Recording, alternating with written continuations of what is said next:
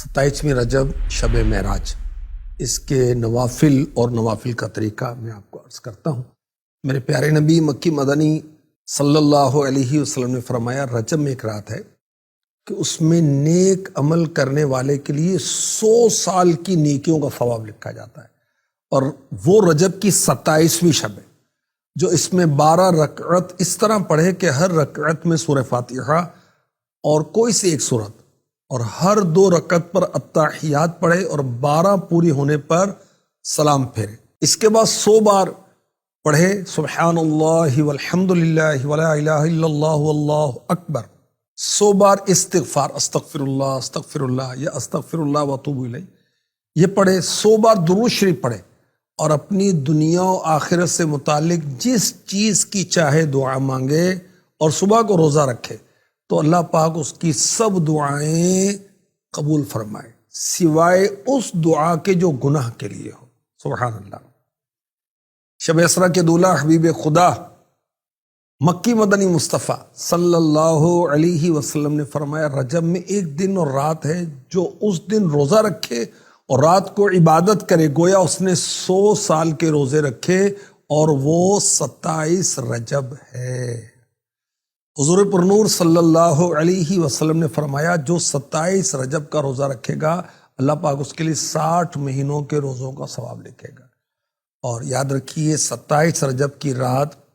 شب بیداری کرنا، رات جاگنا، عبادت کرنا، یہ ثواب کا کام ہے، مستحب ہے، اور ہر رات کو کثرت سے عبادت کرنا مستحب ہے۔ اور جو شب معراج ہے اس میں تو اللہ پاک کے اس احسان و کرم کے شکرانے کے لیے ہم جتنی عبادت کریں کم ہے، کہ یہ وہ رات ہے جس میں 5 نمازیں فرض ہوئیں اور جو ثواب میں 50 کے برابر ہے۔ اللہ پاک نے ہمارے پیارے نبی صلی اللہ علیہ وسلم کو اپنی رحمت سے اپنی بارگاہ میں حاضری کا شرف عطا فرمایا، اور ہم کلامی کا شرف عطا فرمایا، دیدار کا شربت پلایا، اور بہت سارے فضائل عطا فرمائے۔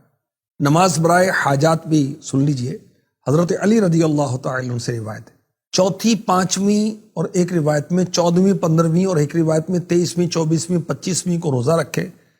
چاشت کے وقت ہر روز غسل کرے اور نماز مکمل ہونے تک کسی سے بات چیت نہ کرے، پھر 3 سلام سے 12 رکعت پڑھے، کہ پہلی 4 رکعتوں میں سورہ فاتحہ کے بعد 3 بار سورہ قدر پڑھے، سلام کے بعد انا انزلناہ فی لیلۃ القدر ہو، اور سلام کے بعد 70 مرتبہ کہے لا الہ الا اللہ الملک الحق المبین لیس کمثلہ شیء وہو السمیع البصیر۔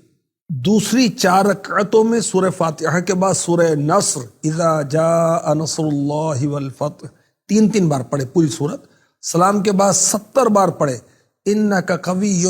معین واحد دلیل بحق ایاک نعبد و ایاک نستعین۔ تیسری 4 رکعتوں میں سورہ فاتحہ کے بعد سورہ اخلاص پڑھے قل هو اللہ احد 3 بار، اور سلام کے بعد 70 بار سورہ علم نشرح یہ پوری صورت پڑھے، پھر اپنا ہاتھ سینے پر رکھ کر حاجتوں کو پورے کرنے والے مالک و مولا اللہ کریم کی بارگاہ میں اپنی حاجات کا سوال کرے، تمام حاجات پوری ہوں گی انشاءاللہ الکریم۔